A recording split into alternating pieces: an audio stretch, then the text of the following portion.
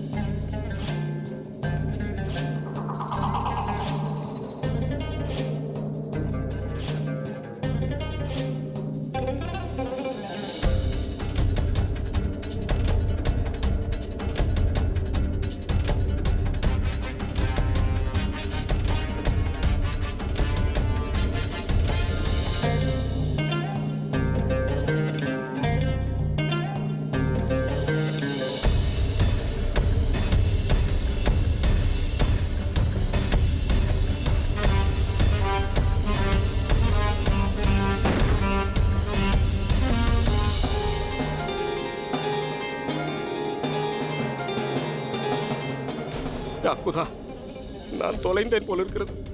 நான் வைத்த குறி எவ்வாறு தவறியது?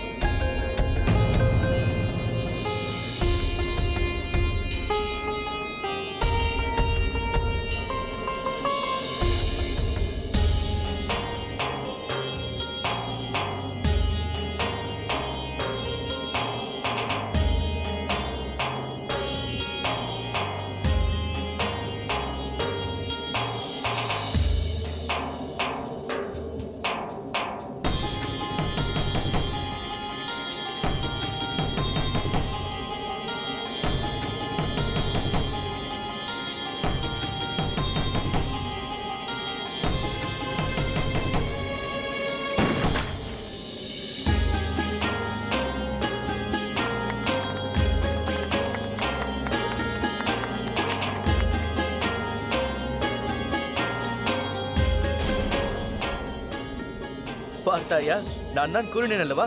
ஷாஷா ஆன பின்பு உங்கள் திறமை அதிகரித்து விட்டது.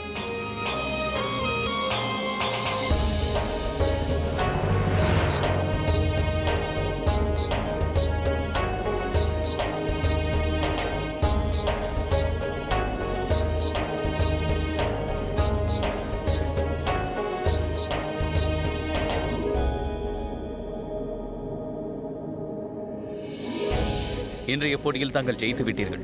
அருமையான குறி. நீங்கள் குறிப்பார்த்து அடித்தீர்கள்.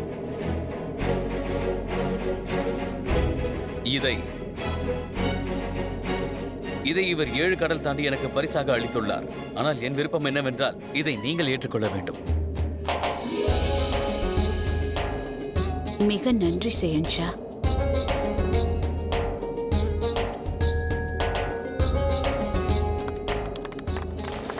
முதலில் ஜோதா பேகம், இப்பொழுது சலீமா பேகம். ஏன் இவர்கள் அனைவரும் எனக்கும் ஜலாலுக்கும் இடையே வருகிறார்கள்? அவரை என்ன போட்டு மாலிஷ் செய்வது? ருக்கையா பேகத்திற்கு வரும் கோபம் நிச்சயம் என்னை கொன்றுவிடும். வாங்க.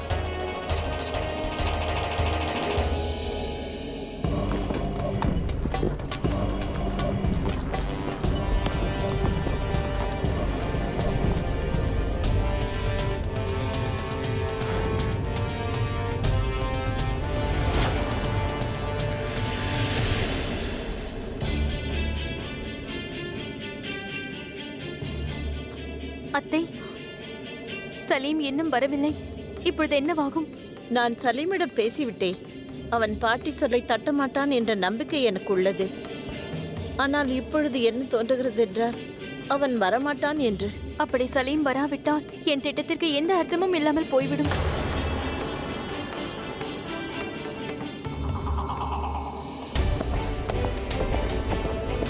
ஜோதா பேகம், அங்கு பாருங்கள், சலீம் வந்து கொண்டிருக்கிறார்.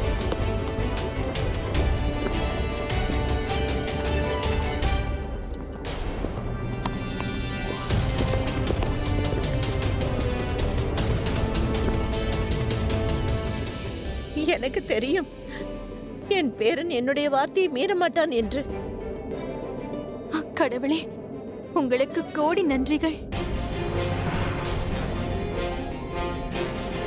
இங்கு பாருங்கள் ஹுசூர், இங்கு பாருங்கள். இளவரசர் சலீம் ஏன் அங்கு சென்றார் என்று நான் சிந்தித்துக் கொண்டே இருந்தேன். உங்களை கீழே விழ வைப்பதற்கு குதிரையின் கடிவாளத்தை அறுத்திருக்கிறார்கள். நான் இதை சிறிதும் எதிர்பார்க்கவில்லை அண்ணா. நான் இப்போதே இதை சரி செய்து விடுகிறேன் ஹுசூர். நான் உங்களை விடப்போவதில்லை அண்ணா. இன்று நடக்கும் விளையாட்டின் முடிவை நான் தீர்மானிக்கின்றேன். ஷெகன்ஷா அவர்களின் அணித்தலைவன் யார்? எப்போதும் எங்கள் தலைவர், எங்கள் ஷெஹன்ஷா தான். அப்படியென்றால் உங்கள் அணி தலைவர்? எங்கள் அணித் தலைவர் இளவரசர் சலீம். இன்று என்ன நடந்தாலும் சரி, இது நம் தன்மான பிரச்சனை. இதில் நமது அணிதான் ஜெயித்தாக வேண்டும். விளையாட்டு ஆரம்பமாகட்டும்.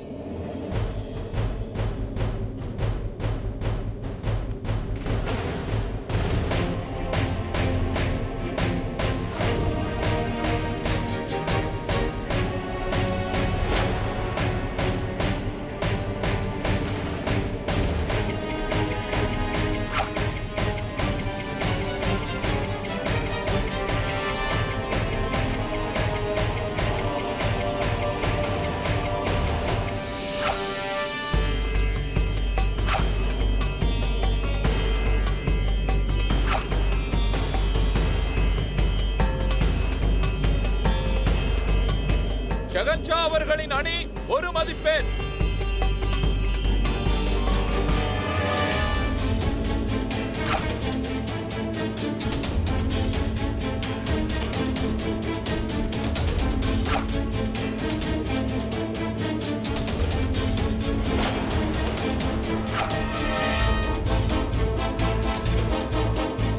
இளவரசர் சலீமின் அணி ஒரு மதிப்பெண்.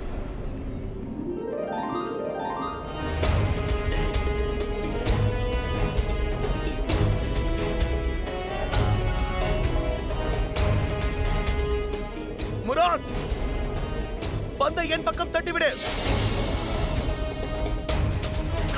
முராத், நான் உன்னிடம் எத்தனை முறை கூறினேன் பந்தை என் பக்கம் தட்டிவிடு என்று? உனக்கு கேட்கவில்லையா? முராத், சலீம் கூறுவது உண்மைதான். நீ பந்தை அவர் பக்கம் தட்டியிருக்க வேண்டும். இந்த விளையாட்டை நாம் அனைவருமே விளையாடிக் கொண்டிருக்கிறோம். பந்து அவர் பக்கம் சென்றிருந்தால் இன்னொரு மதிப்பெண் கிடைத்திருக்கும். நான் ஒன்றும் அடிமை அல்ல. எனக்கு தோன்றுவதை மட்டும்தான் செய்வேன். நம் எதிரிகளிடம் நான் உதவி கேட்கவே மாட்டேன். முராத், இந்த விளையாட்டில் அணித்தலைவன் நான் தான். நான் சொல்வதை தான் நீ கேட்க வேண்டும். ஏன் அந்த பக்கம் தட்டிவிட்டாய்? நீங்கள் மறந்து விட்டீர்கள். இந்த ஹிந்துஸ்தானத்தின் வருங்கால பாட்ஷா நான் தான்.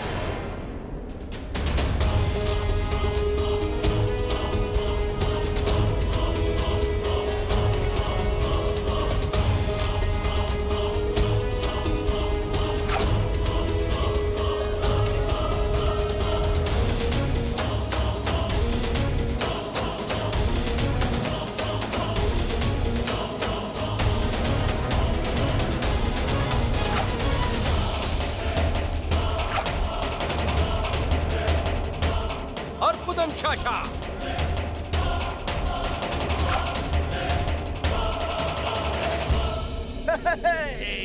இந்த போட்டியில் வெற்றி பெற்றது இளவரசர் அணிதான். தந்தை மகனை வென்று விட்டார்.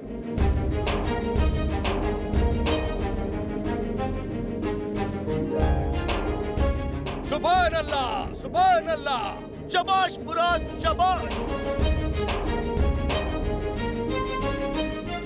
இந்த விளையாட்டு இதோடு முடிவு பெறுகிறது.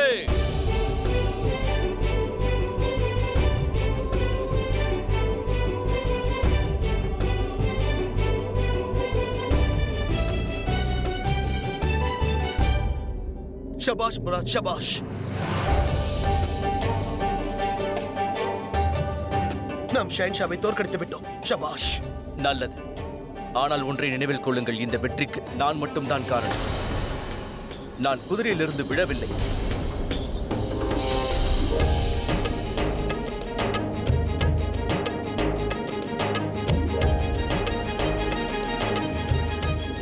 இன்று நான் மிகவும் மகிழ்ச்சியாக இருக்கிறேன். ஏனென்றால் இன்று நான் என் பிள்ளைகளிடம் தோற்றிருக்கிறேன்.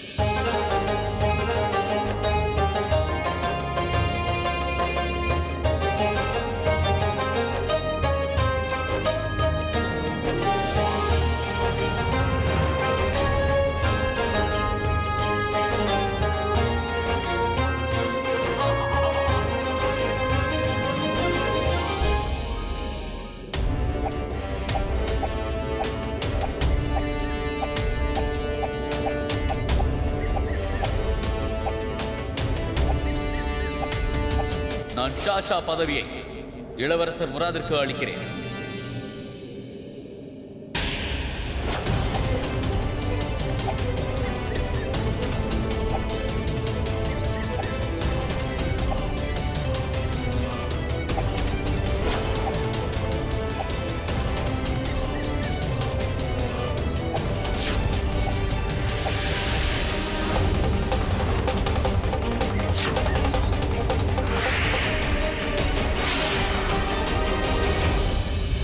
என்னவாயிற்று அண்ணா? ஏன் நிறுத்திவிட்டீர்கள்? என்னை அடித்ததை மறந்து விட்டீர்களா? இப்போது யோசித்து பாருங்கள். உங்களை அறியாமல் நீங்கள் இந்த வாளை வீசினாலும் கூட விளைவுகள் மிக கடுமையாக இருக்கும். நான் எதற்கும் பயப்படுவோன் அல்ல முராத். ஆயுதம் இல்லாமல் இருப்பவர்களோடு நான் யுத்தம் புரிவதில்லை. அப்படி என்றால் சரி.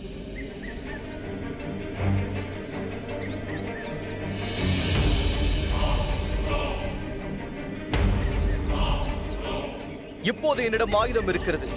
நீங்கள் தயங்க வேண்டியதில்லை. என்னோடு மோதுங்கள்.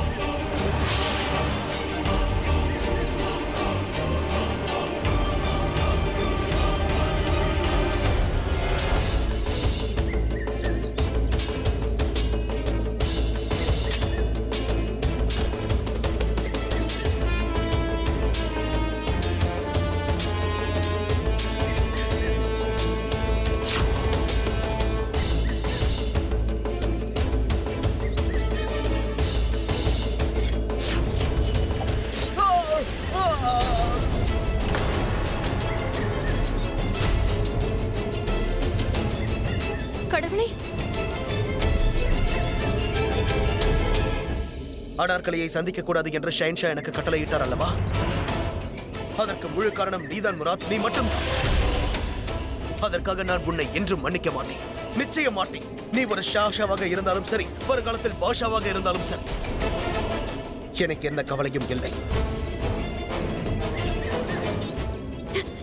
இருவரும் என்ன செய்கிறீர்கள்? சலீம், வாளை கீழே போடு. கடவுளே, எவ்வளவு ரத்தம் வருகிறது! வாள் வீசும்போது ஜாக்கிரதையாக இருக்க மாட்டாயா சலீம்? பயிற்சியில் காயம் ஏற்பட்டால் அதற்கு யாரும் பொறுப்பல்ல. அதை நேர்த்தியாக எதிர்கொள்ள வேண்டும். நல்ல வேளையாக இது பயிற்சி. ஒருவேளை இது மட்டும் உண்மையாக யுத்தமாக இருந்திருந்தால் தலையை வெட்டி எறிந்திருப்பேன். இவரிடம் கூறுங்கள், வருங்கால பாஷாவாக ஆக வேண்டும் என்றால் அதற்கு தனி தகுதி இருக்க வேண்டும். வேண்டுமென்றால் இந்த விஷயத்தை கூட ஷஹன்ஷாவிடம் சென்று கூறுங்கள். இதுவரை கிடைத்த தண்டனை விட பெரிதாக கிடைக்கப் போவதில்லை. செல்லுங்கள், சென்று என் மீது புகார் கூறுங்கள். வாருங்கள் அண்ணா.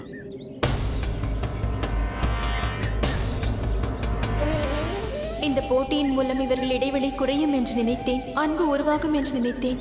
ஆனால் விரோதம் அதிகமாகி ரத்தம் சிந்துகிறார்கள். நான் சலீமிடம் நிச்சயம் பேச வேண்டும்.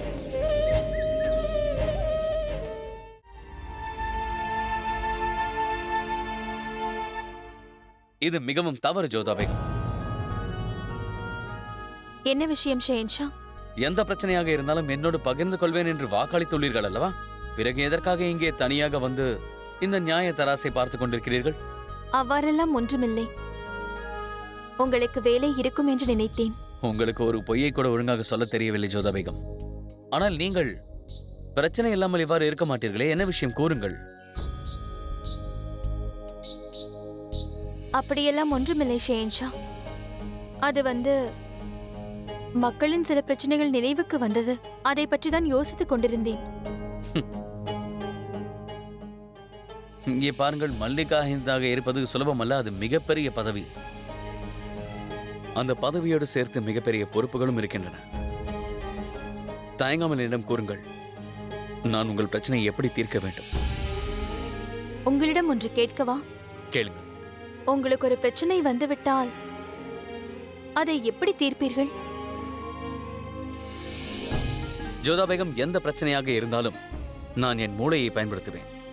ஆனால் இப்போது நீங்கள் கூறிய ஒரு விஷயம் நினைவுக்கு வருகிறது. மூளையால் சில சமயம் நாம் எடுக்கும் முடிவு தவறாக மாறலாம், ஆனால் மனதால் எடுக்கும் முடிவு தவறாகாது. நீங்கள் எனக்கு வாழ்க்கை துணையாக அமைந்தது எனக்கு மிகப்பெரிய அதிர்ஷ்டம்தான் ஜோதா பேகம். எனக்கு பக்க பலமாக இருக்கிறீர்கள். அதற்கு எவ்வளவு நன்றி கூறினாலும் அது பத்தாது. அதனால் நான் என்ன கூறுகிறேன் என்றால், நீங்கள் என்றும் மதம் மாறக்கூடாது. ஜோதா பேகம், இதற்கு பின்னணியில் என் பிடிவாதம் எதுவும் இல்லை. இதற்கு பின் என் மக்களின் நலன்தான் இருக்கிறது. அது மட்டுமல்ல, மதம் நம் மனசாட்சியை போன்றது. என்ன நடந்தாலும் குதாக்காகவும் சரி, பகவானுக்காகவும் சரி, நாம் எப்போதும் மதம் மாறக்கூடாது. அதேபோல் நாமும் யார் மனதையும் மனசாட்சியையும் காயப்படுத்தக்கூடாது. இன்னொரு விஷயமும் இருக்கிறது. ஷா ஈரான் கூறிய ஏதோ ஒரு வார்த்தைக்காக தாங்கள் அவசரப்பட்டு உங்கள் மதத்தை மாற்றிக்கொள்ள முயற்சி செய்யாதீர்கள். நாட்கள் சென்று கொண்டிருந்தன. ஷாஹீரானுக்கு எதிரானவர்களை ஜலால் ஒன்று திரட்டி தன் படைபலத்தை பலப்படுத்திக் கொண்டிருந்தார். ஷாஹீரானை வீழ்த்த முடிவு செய்திருந்தார். ஒரு புறம் ஷாஹீரானோடு யுத்தம் செய்ய ஜலால் தயாராகிக் கொண்டிருந்தார். மறுபுறம் சலீமிற்கும் முராத்திற்கும் ஏற்பட்ட பிரச்சனை அதிகமாகிக் கொண்டிருந்தது. நீங்கள் கூறுவதை என்னால் ஏற்றுக்கொள்ள முடியாது சலீமண்ணா. நான் ஷாஷாவாக இருப்பதால் சாம்ராஜ்யத்தை காக்கும் பொறுப்பு என்னுடையதாகும். நான் யாரையும் நம்பி பொறுப்பை கொடுப்பதாக இல்லை. முராத், உனக்கே நன்றாக தெரியும், காதரின் பாட்டி அவர்களுக்கு உடம்பு சரியில்லை. அவர்தான் சிறு வயதில் என் உயிரை காப்பாற்றினார்கள் என்பதை மறந்துவிடாதே. இப்பொழுது நம்முடைய கடமை அவர்களை பாதுகாப்பது. இப்போது பாட்டியுடன் காதர் இருப்பது அவசியம். அதனால் காதர் பஞ்சாபுக்கு செல்லாததால் எந்தவித பாதிப்பும் ஏற்பட போவதில்லை. முராத், இதை பாருங்கள் அண்ணா. அனைத்து சிப்பாய்களையும் நான் ஆக்ராவிலே தங்க வைத்திருந்தால் பிறகு பஞ்சாபிற்கு யார் செல்வார்கள்? நினைவில் கொள்ளுங்கள், பஞ்சாப் சம்பந்தப்பட்ட விஷயங்களை நான் தான் கவனித்துக் கொள்கிறேன். நீங்கள் இதில் தலையிடாமல் இருந்தால் நன்றாக இருக்கும். நானும் கூறுகிறேன், காதர் இந்த நிலைமையை பஞ்சாபிற்கு செல்ல மாட்டான். இல்லை என்றால் என்ன? தாங்கள் என்ன செய்வீர்கள்? என்னை அடிப்பீர்களா? அதுதான் முன்பே அடித்து விட்டீர்களே. முராத், இந்த விஷயத்தை நீ வேறு விஷயத்தோடு ஒப்பிட்டு பார்க்கிறாய். தயவு எனக்கு அனைத்தும் தெரியும். இந்த நாட்டின் ஷாஷாவின் முன்பு நிற்கிறீர்கள் என்பதை மறந்துவிட வேண்டாம். நீங்கள் ஷாஷாவின் கட்டளையை ஏற்க வேண்டும். இது ஷெஹன்ஷாவின் கட்டளையாகும். என்னுடைய கட்டளை என்னவென்றால், காதர் இப்போது பஞ்சாபிற்கு செல்ல வேண்டும். முராத்,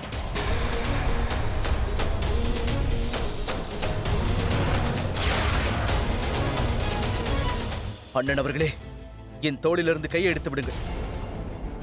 இல்லை என்றால் நன்றாக இருக்காது. என்ன செய்வாய்? உன்னால் என்ன செய்ய முடியும்? கூறு. எனக்கு எதிராக வாள் வீசுவாயா? அந்த வாளையை எவ்வாறு பிடிப்பது என்று உனக்கு தெரியாது. ஆனால் போதும் அண்ணா, விடுங்கள்.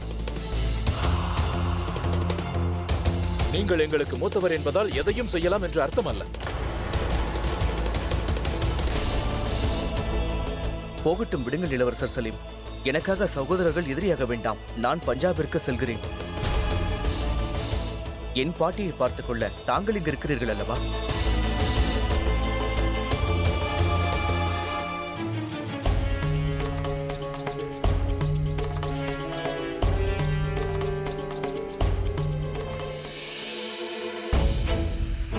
சலீம் அண்ணாவின் நடவடிக்கை மோசமாகிக் கொண்டே போகிறது. கண்டிப்பாக. ஆனால் நான் இதை பொறுத்துக் கொள்ள மாட்டேன்.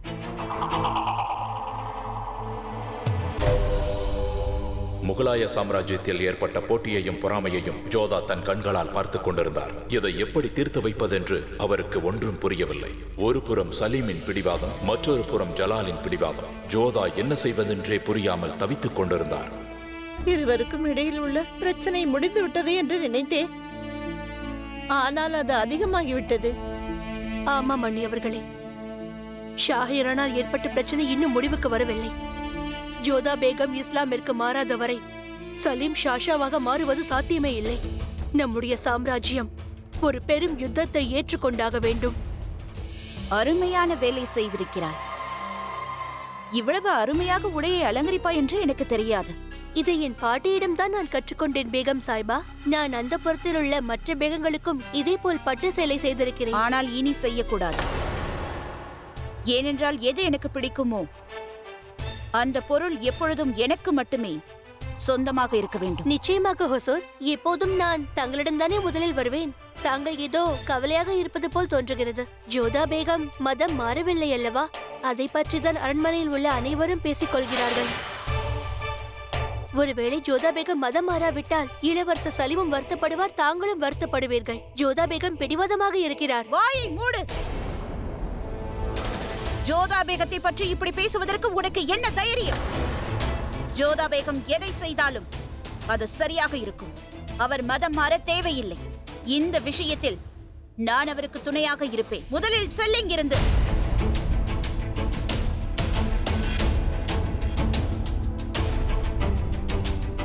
எனக்கு ஒன்று புரியவில்லை ஹுசூர். இளவரசரிடம் ஜோதா பேகம் மதம் மாற வேண்டும் என்று கூறினீர்கள். ஆனால் இப்போது இவளிடமோ அவரின் முடிவு நல்ல முடிவு என்கிறீர்களே.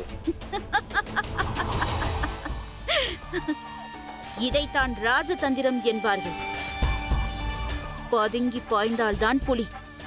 ஒரு விதத்தில் இந்த ருக்கையாவும் ஒரு புலிதான். ஜோதா பேகம் மதத்தை மாற்றிக்கொண்டால் பிறகு அத்தனை விளையாட்டும் முடிந்துவிடும். சலீம் பிறகு ஜோதாவின் மீது பாசத்தை பொழிய ஆரம்பித்து விடுவான். பிறகு அவன் அம்மா பிள்ளையாக மாறிவிடுவான். எனக்கு எது நல்லது என்றால் ஜோதா பேகம் எப்பொழுதும் ராஜபுத்திரியாகவே இருக்க வேண்டும். அவருடைய முடிவை மாற்றிக்கொள்ளவே கூடாது. அப்பொழுதுதான் சலீம் நினைத்துக் கொள்வான் அவனை நான் மட்டும்தான் நேசிக்கிறேன் என்று. அவன் ஜோதாவிடம் போகவே கூடாது. ஒப்புக்கொண்டே ஆக வேண்டும் பேகம் சாய்பா. ஒரே கல்லில் 2 மங்கையை அடிப்பது எப்படி என்று உங்களை விட யாருக்கும் தெரியாது.